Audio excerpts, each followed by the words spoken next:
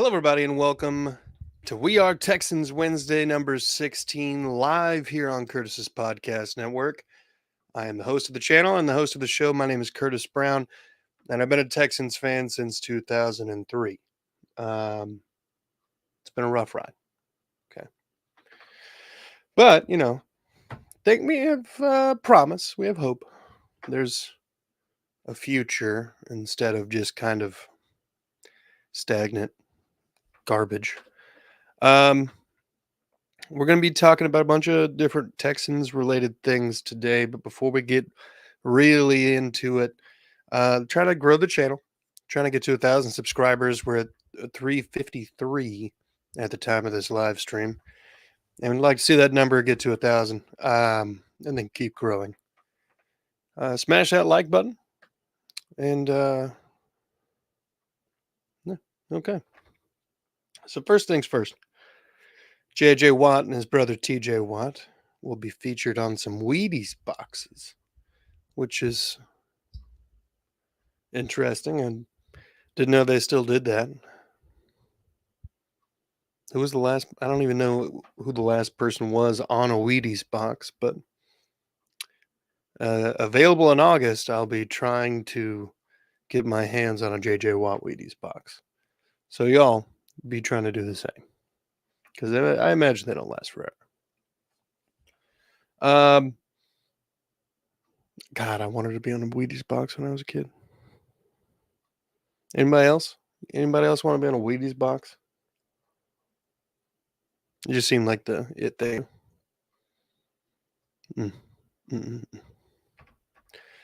Uh, so we've talked a lot this offseason about certain position groups, the wide receiver room, the defensive line, the tight end room, the running backs a little bit. And of course, we talked about CJ Stroud. But let's talk about a little bit about the secondary this week. Jalen Petrie, to all Texans fans, had a pretty decent season. Not the greatest tackler ever, and hopefully D'Amico can help that, and Jimmy Ward can help that.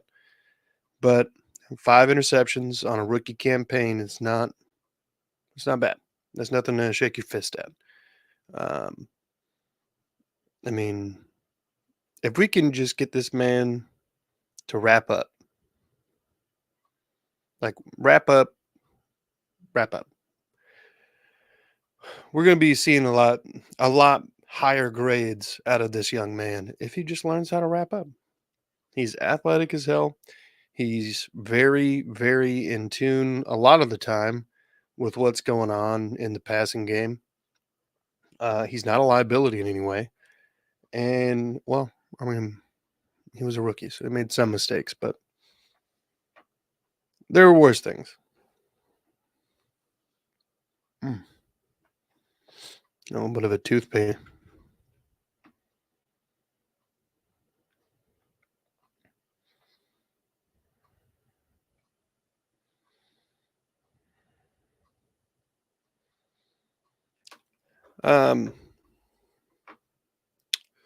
So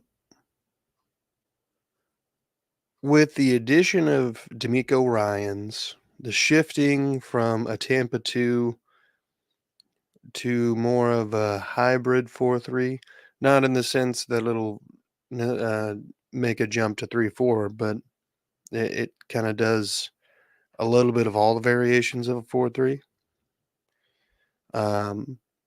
other than Tampa 2. I think that's going to benefit him a lot. I think Jimmy Ward being there and being a veteran is going to help him out a lot. I think there's... What is happening here? Okay. Jimmy Ward's done really well in the latter half of his career.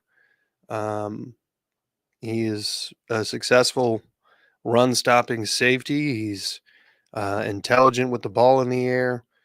And I think that only is going to spell great things if he can just rub off a little bit onto Jalen Petrie. Then going forward, Petrie's going to have himself quite the model to follow. And That's only going to benefit him in the long run. Like, it'd be nice if it was like a Darren Sharper or an Ed Reed or something. But well, we tried Ed Reed, but you know, no, it's fine. Anyway, so I think Petrie's got a really solid chance of um, expanding his game, hopefully fine tuning that tackling, and I would dare say he's in going to be in contention for some DB of the year or Pro Bowl, All Pro thing. Yeah. Um, so what kind of breakout candidates do we have here? I'm going to go ahead and include Petrie. Um, there's a couple position groups where there's actually like no breakout candidates, like the defensive tackles. I mean, I'm really not going to try to lean on any rookies here for this, but because of some of the deficiencies, the rookies are the only bright spots.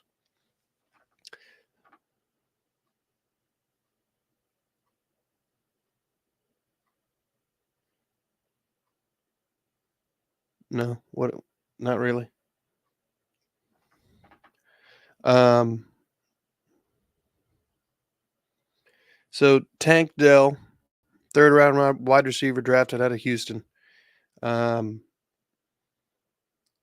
a little older than you'd like out of a wide receiver, rookie, 23 years old, but he's fast, he's quick, he runs crisp routes. Bobby Trees has been uh, gushing about him at practice.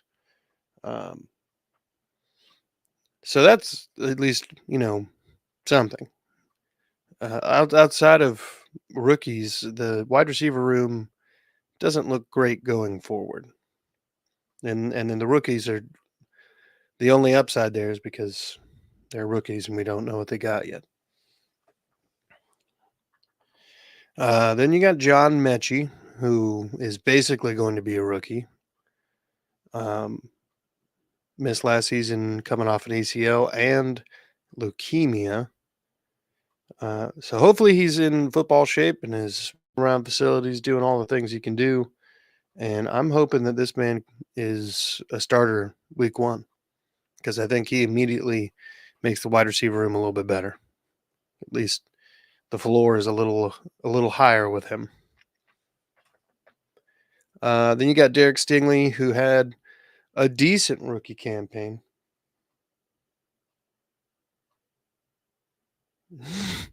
Well, that's the name of the game. You know, gotta keep it all rolling. Um, Stingley had a decent rookie campaign. Didn't allow a touchdown. Uh, there was several games where the passer rating allowed was a little unflattering, I guess. But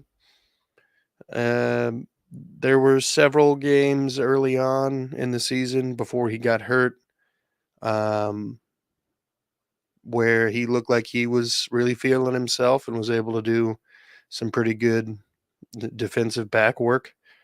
The interception in the red zone of Trevor Lawrence being a good example. Cortland Sutton, like 2 or 3 plays in a row, being targeted in the red zone, and Stingley just swatting them all down legally. Legally. um. So I mean, I, there's no way to say that he's not going to do at least that again, but he's definitely on the list of breakout candidates. He was, you know, we chose him over Sauce Gardner, who had an All-Pro rookie season, which is impressive as hell, to be honest. But you know, we're going to be playing a little bit more man this year, which is going to flatter Stingley. So I feel like we'll be a little bit more in his element, and he'll be able to play a little bit more of his game and we'll be able to see the young man do what he does and do what he does best. And then we got Kenyon Green, who without a doubt had one of the worst rookie seasons, not only out of the 2022 class, but in recent memory for an offensive lineman. He, the worst pass blocking grade outside of Dennis Daly, who somehow got another job. Run blocking was better, but not great. It basically, once you got in his head as a defensive lineman, at any point in the game, it was over. He would start holding, and he would lose all grip on reality, and just not remember his responsibilities. So I guess that's some sort of like, maybe he needs to take like martial arts or something. But he is a breakout candidate because, I mean, he was the floor last year. So you hope that he can just take any sort of steps forward and show that he is making actual progress. And there's a chance that, he hears all this criticism and it motivates the hell out of him. And he's been studying and committing himself, getting himself to a phenomenal shape, adding some muscle, and out here trying to bully these dudes on the offensive line. So I'm hoping that's the case because he's already a big dude. He's quite athletic. Take him at 13 or 14, whatever we drafted him at. That's you got to be able to perform at that kind of level. And then that brings us to Christian Harris, a second-year outside linebacker who, out of Alabama, was he was pretty multifaceted. He is very fast, very athletic. Also had a pretty aggressively bad season last year. Did manage to get an interception against the Titans, I think. Did manage to have a couple decent games or decent stretches in games. So there is hope. And with D'Amico Ryans being a former linebacker, you hope that he will be able to pull the best out of Christian Harris. Put him in the best situations. Give him the tools. Help him learn. Get him on his way. Because, I mean, he's got everything else. The man is just an athletic freak. I know it's not reality here, but in Madden, I literally don't even have to play defense. And this man is like consistently just like, oh, I'm going to be an X Factor soon. And I'm like, all right, Ben, let's get it.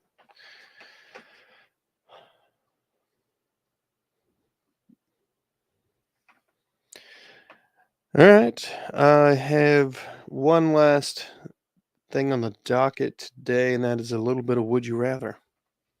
Is anybody familiar with the game? It's pretty simple. I ask a Would You Rather situation. Would you rather A or B? And I'm going to have to choose. I'm going to try to make it difficult, but it's really hard to make these difficult for yourself. So if anybody's got some in the chat that's not profane, please drop it in. Would you rather the Houston Texans get 6 wins, but we leave the season with more question marks than we came in with? Or would you rather the Texans get 4 wins, but solidify some question marks with long-term answers? The 6 wins, I think, is actually that's mostly to keep the Cardinals from having 2 top 5 picks. I think 6 wins last year was like picks 6 through 7, 8, maybe. So I think a little bit of value in that. Um, but I think anybody with a brain would obviously choose the second one. Hmm. Hmm.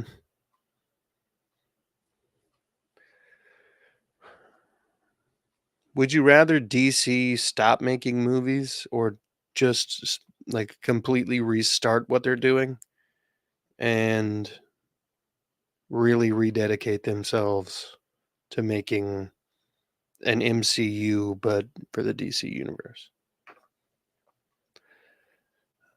You might be a good idea to just take a break, in my opinion. I think there's superhero fatigue happening, and people aren't going to watch the movies. I've been watching Secret Invasion. Apparently, nobody's watching Secret Invasion right now, and I don't know why. It's not they can't do everything they do in the comics because it's paper, and you got to pay a lot more money to make it happen, and with actual humans. So difficulties. Um, hmm.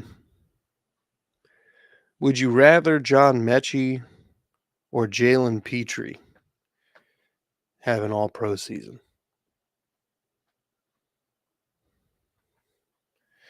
I would rather have John Mechie do it literally just for the comeback story.